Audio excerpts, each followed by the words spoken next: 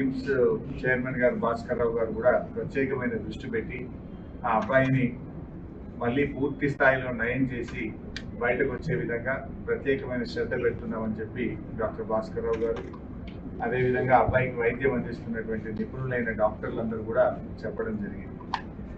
మేము కూడా BRS party తరఫున ఆ భగవంతుడు అబ్బాయిని ఆశీర్వదించాలి, తప్పకుండా అబ్బాయి మళ్ళీ మంచిగా నయమై మరి పూర్వస్థితిలోకి రావాలని చెప్పి మేము ప్రార్థిస్తా ఉన్నాం. వారి తండ్రి గారు భాస్కర్ గారికి కూడా కేసీఆర్ గారు మమ్మల్ని అందరినీ పంపారు, మీరు ధైర్యంగా ఉండండి, తప్పకుండా బాబు బాగవుతారనే ఆత్మవిశ్వాసాన్ని ధైర్యాన్ని కూడా వారికి ఇవ్వడం జరిగింది. వారి అమ్మగారు రేవతి గారు చనిపోవడం చాలా దురదృష్టకరం.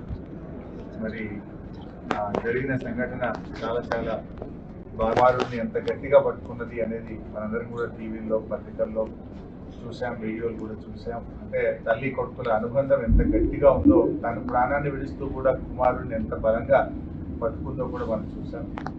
సో ఏది ఏమైనా ఈ సంఘటన చాలా దురదృష్టకరం.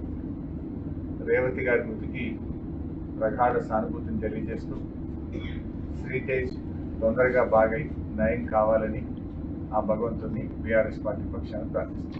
సీఎంతో ఫిల్మ్ ఇండస్ట్రీ మీటింగ్ జరిగింది, సెపరేట్ అయిపోయింది.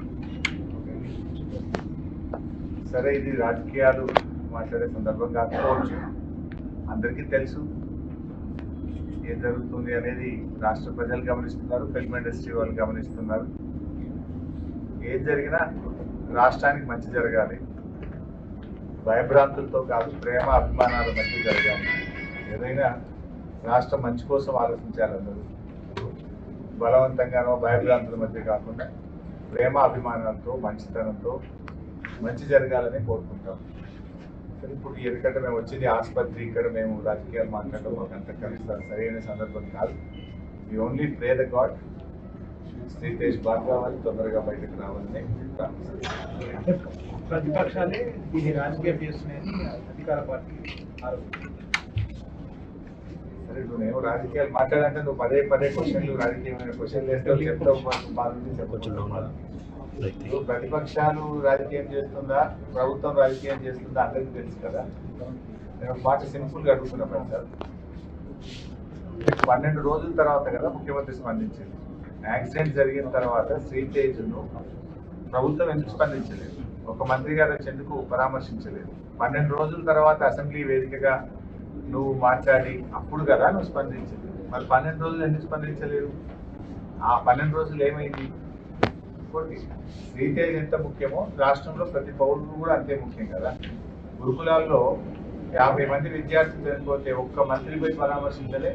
దానికి మంత్రిగా ఉన్న ముఖ్యమంత్రి గారు కూడా ఒకరోజు పరామర్శించలేదు. ఎందుకు వెళ్ళలేదు ముఖ్యమంత్రి గారు? మరి వెళ్ళి ఆ కుటుంబాలకు కూడా ప్రభుత్వం ఆదుకోవాలి కదా, ఆ తల్లిదండ్రులకు కూడా కడుపుకోతాయి కదా.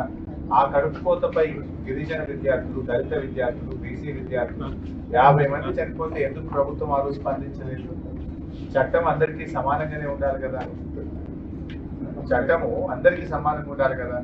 ఈ రాష్ట్రంలో సాయిరెడ్డి అనేటువంటి మాజీ సర్పంచ్ చనిపోయి సూసైడ్ నోట్ రాస్తే ఈ రోజు వరకు దాని మీద ఎఫ్ఐఆర్ ఇష్యూ కాదు, ఈ రోజు వరకు దాని మీద కేసు నమోదు కాదు, బాధితుల్ని ముఖ్యమంత్రి తమ్ముళ్ళని అరెస్ట్ చేయలేదు. నువ్వు చట్టానికి అందరూ సమానమే అన్నావు. Yes, correct, we fully agree with you. ముఖ్యమంత్రి గారి మాటలతో మేము పూర్తిగా ఏకీభవిస్తున్నాం. ఎందుకంటే దానికి సినిమా యాక్టర్లు ఇంకోరో ఎవరు కూడా అతీతులు కాదు అని ముఖ్యమంత్రి గారు అన్నారు. మరి నీ తమ్ముడు ఎట్లా అతీత అవుతున్నాడు? నీ తమ్ముడు మరి వల్లనే నేను చనిపోతున్నా అని ఒక మాజీ సర్పంచ్ చనిపోతే దాని మీద ఎందుకు కేసు ఈ రోజు నమోదు కాదు? ఎందుకు నీ తమ్ముడిని ఈ రోజు వరకు అరెస్ట్ చేయరు? ఎందుకు నీ తమ్ముడిని పోలీస్ స్టేషన్ పిలిచి ప్రశ్నించరు? మరి చట్టం నీ తమ్ముడికి నీ కుటుంబానికి చుట్టమైందా అని నేను అడుగుతా ఉన్నాను. హౌ ఇట్ ఈస్, ఏ రకంగా కరెక్ట్? ఇంకా చెప్పాలంటే చాలా విషయాలనే మేము మళ్ళీ మాట్లాడతాం, కానీ ఈ సందర్భం కాదు, హాస్పిటల్ దయచేసి కూడా